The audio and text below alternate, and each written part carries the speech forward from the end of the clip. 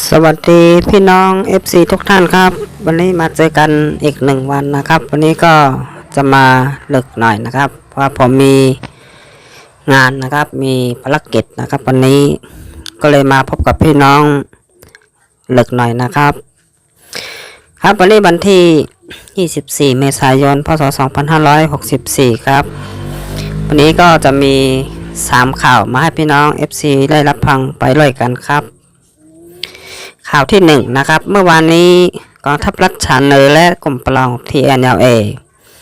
ไล่ร่วมกันเข้าโจมตีกองทัพไทยใหญ่ RCS และกลุ่มรัฐฉานใต้ในพื้นที่รัฐฉานเหนืออีกครับข่าวที่2ครับเมื่อวานนี้นะครับ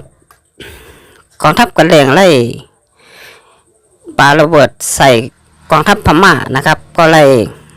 ตายไป2 คนได้บาดเจ็บไป2 คนในรัฐกะเหรี่ยงครับ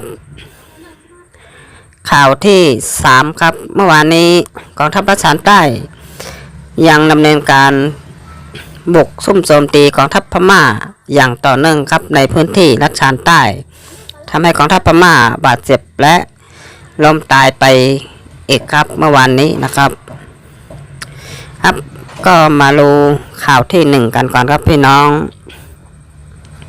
เมื่อวานนี้นะครับวันที่23 เมษายน พ.ศ. 2564กลุ่มซานเนอร์ FPP และร่วมกับกลุ่มปลอง TNLA ได้ร่วมกันนะครับเข้าโจมตีกองทัพไทยใหญ่ RCS กลุ่มรัฐฉานใต้ของจังหวัดศึกในพื้นที่ทุ่งเมานะครับกองทัพไทยใหญ่ก็701นะครับ701หรือว่า701อยู่ในเมืองทุ่งเมาหรือว่าจังหวัดทุ่งเมานั่นเองจังหวัดทุ่งเมาครับก็อยู่ทางภาคเหนือของรัฐฉานนะครับติดกับประเทศจีนครับชายแดนรัฐฉานและจีนครับที่กองทัพไทยใหญ่RCSของจังหวัดศึกเข้าไปตั้งฐานทัพอยู่ไว้นะครับก็เลยถูกกลุ่มรัฐฉานเหนือ FPP และกลุ่มปลอง TNLA ไล่เข้าโจมตีเมื่อวานนี้นะครับการปะทะกันกองทัพรัฐฉานใต้และรัฐฉานเหนือเมื่อวานนี้นะครับก็ยังไม่มีรายงานข่าวผู้ที่ได้รับบาดเจ็บหรือว่าเสียชีวิตของทหารทั้ง2 กลุ่มแต่อย่างไรครับตั้งแต่ท่านพม่ายึดอำนาจนะครับก็ทำให้กลุ่มรัฐฉานเหนือ FPP และกลุ่มปลอง TNLA ได้เข้าโจมตีกองทัพรัฐฉานใต้อย่างต่อเนื่องครับพี่น้องถึงวันนี้ก็ยังไม่ยอมหยุดครับก็ถือว่าน่าเศร้าใจครับสำหรับพี่น้องชาวไทยใหญ่ของเรานะครับไม่ว่าจะอยู่ในรัฐฉานได้อยู่ในประเทศไทยวันนี้ก็ไม่สบายใจนะครับที่กองทัพของเราที่มาสู้รบกันเองนะครับผมคิดว่ามันไม่เป็นผลดีสำหรับกองทัพของเรานะครับแต่ก็ไม่รู้จะทำยังไงครับเพราะว่ากลุ่มซานใน FPP และกลุ่มปลอง TNLA ไล่รับใช้กองทัพพม่าและกองทัพว้าแหลงนะครับมาอย่างยาวนานถึงอดีตถึงปัจจุบันนะครับก็ไม่รู้จะทำยังไงครับก็รอรู้ต่อไปนะครับว่าวันหน้ากองทัพรัฐฉานเหนือ FPP จะคิดเองไล่ไหมแบบไม่ต้องให้คนอื่นเขาจูงจมูกเหมือนทุกวันนี้นะครับก็อยากให้ปรับปรุงกองทัพให้ดีขึ้นนะครับเป็นที่รักของพี่น้องประชาชนและชาวโลกครับวันนี้กองทัพรัฐฉานเหนือ FPP และกลุ่มปลอง TNLA ถูกประณามจากพี่น้องชาวไทยใหญ่ในรัฐฉานและในประเทศไทยครับเนื่องจากไม่ไล่ทำตามความฝันของพี่น้องประชาชนนะครับมันก็คือมีเป้าหมายที่จะกอบกู้บ้านเมืองและต่อสู้กับกองทัพพม่านะครับแต่วันนี้การกระทำของกลุ่มซานเนอร์ FPP นะครับก็สวนทางกับที่พี่น้องประชาชนต้องการครับนั่นก็คือรับใช้กองทัพพม่าหรือว่ากองทัพโจรครับแล้วก็มายิงคนชาติเดียวกันอยู่ตั้งแต่กองทัพพม่ายึดอำนาจนะครับ2 เดือนก็เกือบจะเข้าเดือนที่3แล้วนะครับพี่น้องก็ถือว่า อย่างคิดไม่ออกไม่เห็นหนทางที่จะสว่างนะครับกองทัพรัสเซียเหนือครับวันนี้ก็ยังอยู่ภายใต้เงาของกองทัพพม่าอยู่นะครับผมคิดว่าจะรับใช้กองทัพพม่าต่อไปหรือว่าจะคิดเองได้ไหมนะครับไม่ต้องให้กองทัพพม่ามาจุงจมูกนะครับ ก็ต้องรอรู้กันต่อไปครับว่าจะเป็นยังไงครับมันข้างหน้าครับก็มาดูข่าวที่2กันครับพี่น้องเมื่อวานนี้นะครับวันที่23เมษายนพศ2564เกิดเหตุรุนแรงระหว่างการชุมนุมต่อต้านคณะรัฐประหารของพลเอกมินอองไลน์หรือว่ากองทัพโจรพม่านั่นเองครับเมื่อวานนี้นะครับหลังจากกองทัพโจรหรือว่ากองทัพพม่าเข้าสลายการชุมนุมแต่ถูกทหารกระเหรี่ยง KNU ปาระเบิดใส่นะครับทำให้กองทัพพม่าได้เสียชีวิตไป2คนและบาดเจ็บไป2คนเช่นกันครับหลังจากกองทัพพม่าสลายการชุมนุมของกลุ่มพี่น้องชาวกะเหรี่ยงนะครับที่อยู่ในพื้นที่ตะถงหรือว่าท่าตอนนะครับใกล้เมืองเปรินรัฐกะเหรี่ยงประเทศพม่าแต่ถูกกองกำลังของสหภาพกะเหรี่ยง KNU สังกัดกองพลที่1ใช้ระเบิดมือปาใส่กลุ่มกองทัพพม่ารวมทั้งมีรถยนต์รถบรรทุกของกองทัพพม่าถูกปาระเบิดเสียหาย1คันทำให้มีผู้เสียชีวิต2คนได้บาดเจ็บ2คนก่อนที่กองทัพพม่าจะเสริมกำลังและอาวุธหนักเข้าพื้นที่กองทัพกะเหรี่ยงอีกครั้งหนึ่งนะครับในก็เมื่อวานนี้นะครับเป็นกอ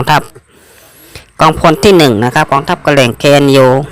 ไล่ปาระเบิดใส่กองทัพพม่ารถของกองทัพพม่าได้เสียหายไป1คันนะครับทำให้กองทัพพม่าเสียชีวิตไป2คนและบาดเจ็บอีก2คนครับพี่น้องทหารกะเหรี่ยง KNU ให้ข้อมูลกับผู้สื่อข่าวว่านะครับผู้ชุมนุมทางการเมืองภายใต้ชุมนุมไล่ความสงบปราศจากซึ่งอาวุธนะครับไม่มีอาวุธใดๆทั้งสิ้นแต่ถูกยิงข่มขู่และมีเจ้าหน้าที่ของกองทัพพม่าเข้าไปทำร้ายพี่น้องประชาชนทำให้ผู้ที่คุ้มกันประชาชนต้องปาระเบิดใส่เหตุการณ์นี้ทำให้สถานการณ์ระหว่างฝ่ายกองทัพกะเหรี่ยง KNU และกองทัพพม่าเกิดความตึงเครียดและมี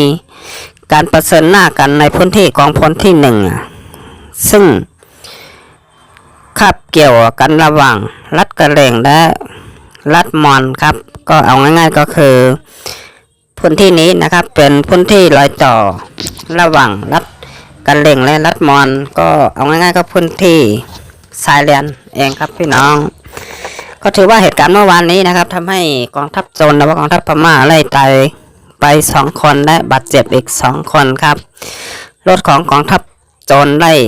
เสียหายไป1คันครับพี่น้องก็ถือว่าเป็นข่าวดีของพี่น้อง FC ทุกท่านนะครับที่กองทัพพม่าไล่เสียในเมื่อวานนี้นะครับก็ถือว่าเป็นข่าวดีของพี่น้องชาวกะเหรี่ยงและพี่น้อง FC ทุกท่านทุกคนครับมาดูข่าวที่3กันครับเมื่อวานนี้นะครับกองทัพไทยใหญ่ภายใต้การนำของจรวดศึก RCS นะครับก็เข้าซุ่มโจมตีกองทัพพม่าอย่างต่อเนื่องนะครับเมื่อวานนี้การสู้รบเลยเกิดขึ้น2ที่2จังหวัดครับเมื่อวานนี้นะครับกองทัพไทยใหญ่รักษาใต้ RCS และกองทัพโจรกองทัพพม่าไล่สู้รบกัน2พื้นที่ครับพื้นที่ที่1นะครับในพื้นที่เมืองน้ำจางหรือว่าจังหวัดน้ำจางนั่นเองครับพื้นที่ที่2ก็คืออยู่ที่จังหวัดโคลัมหรือว่าเมืองโคลัมนั่นเองครับรัชฉานใต้ครับเมื่อวานนี้วันที่23เมษายนพศ2564ครับเวลา 15 นาฬิกากองทัพไท ไทยใหญ่และสานใต้เข้าโจมตีกองทัพพม่าในพื้นที่ว่านลอยเงินไฮพักนะครับเจเวงเมืองน้ำจางหรือว่าจังหวัดน้ำจางนั่นเองครับการสู้รบเลยเกิดขึ้นเป็นเวลา2 ชั่วโมงนะครับเวลา 15 นาฬิกาถึง 17 นาฬิกาครับกองทัพรัชฉานใต้และกองทัพพม่าไล่สู้รบกันอย่างดุเดือดและสู้รบกันอย่างหนักหน่วงนะครับการสู้รบเมื่อวานนี้ก็ทำให้กองทัพพม่าไล่ตายไปอีกส่วนหนึ่งครับแล้วก็ไล่บาดเจ็บไปอีกส่วนหนึ่งเช่นกันครับการสู้รบเมื่อวานนี้2 พื้นที่นะครับในเมืองน้ำจางหรือว่าจังหวัดน้ำจางนั่นเองครับแล้วก็อีกที่หนึ่งก็คืออยู่ในจังหวัดโคลัมหรือว่าเมืองโคลัมก็ใกล้กับเมืองลอยแหลมหรือว่าจังหวัดลอยแหลมครับซึ่งเป็นเมืองหลวงภาคใต้ของรัชฉานนั่นเองครับการสู้รบเมื่อวานนี้นะครับก็ถือว่าเป็นเวลา2 ชั่วโมงครับตั้งแต่เวลา 15 นาฬิกาถึงเวลา 17 นาฬิกาครับสถานการณ์ในพื้นที่ก็สงบลงนะครับก็เป็นนั้นว่าการสู้รบก็เลยสงบลงนะครับก็ใช้เวลาประมาณ2 ชั่วโมงครับการสู้รบเมื่อวานนี้นะครับทำให้กองทัพพม่าบาดเจ็บล้มตายไปอีกแล้วนะครับก็ถือว่าเป็นข่าวดีของพี่น้อง FC ทุกท่านและพี่น้องชาวไทยใหญ่ของเรานะครับที่สามารถปราบปรามและขับไล่กองทัพพม่านะครับให้ออกไปจากพื้นที่รัฐฉานของเรานั่นเองครับถ้าเราทำแบบนี้ไปเรื่อยๆนะครับกองทัพไทยใหญ่ของเราช่วยกันขับไล่กองทัพพม่าไม่ให้อยู่ในพื้นที่รัฐฉานอีกต่อไปครับก็ผมคิดว่าจะเป็นเรื่องดีนะครับแต่วันนี้ก็ถือว่ายังไม่ถึงเป้าหมายยังไม่ถึงที่เราบางเป้าหมายไว้นะครับก็คือ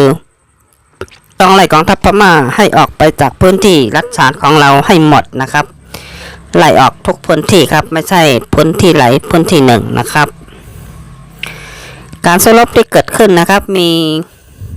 ผู้นำของกองทัพพิทักษ์ชายแดนหรือว่า PCF นะครับก็ได้บอกกับนักข่าวในพื้นที่ว่านะครับเนื่องจากกองทัพพม่าเคยเรียกกองกำลังพิทักษ์ชายแดนหรือว่า PCF นะครับก็ทั้งหมดก็เรียกไปประมาณ4 กลุ่มให้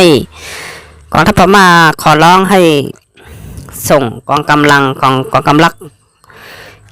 ลังพิทักษ์ชายแดนประมาณ400 นายหรือว่า400 คนครับแต่ผู้นำกองกำลังพิทักษ์ชายแดนนะครับก็ปฏิเสธกองทัพพม่าและกลุ่มแต่ละกลุ่มนะครับให้กำลังพลไปประมาณ30 คนหรือว่า30 นายเองครับ